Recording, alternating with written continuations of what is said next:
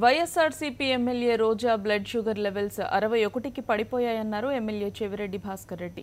నిమ్స్లో చికిత్స పొందుతున్న రోజాను పరామర్శించిన ఆయన ఇంకా ఆమె మాట్లాడలేని స్థితిలో ఉన్నారని తెలిపారు. ఈ ప్రభుత్వం ఓ మహిళను ఇంతగా వేధించడం బాధాకరమని, మహిళను ఎదుర్కోలేక చంద్రబాబు నీచ రాజకీయాలు చేస్తున్నారని మండిపడ్డారు చెవిరెడ్డి.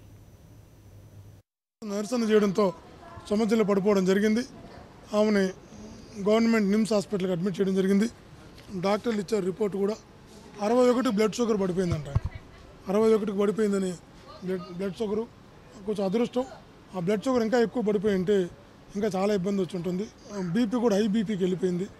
ఇప్పుడు కూడా అవి మాట్లాడలేని పరిస్థితిలో ఉంది, ఇబ్బందికరంగా ఉంది. చాలా అంటే కొంచెం బయలు గమ్మినట్టు ఇబ్బంది పడుతుంది. కారణం ఏంటంటే ఎక్కువగా ఎండలో కూర్చోవడం, ఎక్కువగా ఆలోచించడం, ఎక్కువగా ఇబ్బంది పడింది. ఏదేమైనా కూడా ఒక ఆరోగ్యం బాగా కావాలని కోరుకుంటున్నాం. ఈ ప్రభుత్వం ఒక మహిళని ఇంతగా వేధించడం అన్నది బాధాకరం.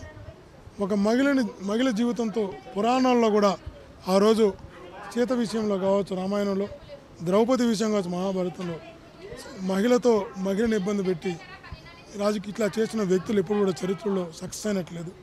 ఈరోజు చంద్రబాబు నాయుడు గారు ఒక మహిళని ఎదుర్కొనలేక ఇట్లాంటి నీచ రాజకీయాలకు పాల్గొనడం, ఇట్లా ఉడకాడించడం, ఇట్లా వేధించడం, ఇట్లా ప్రజాస్వామికతలకు పాల్పడడం బాధాకరం.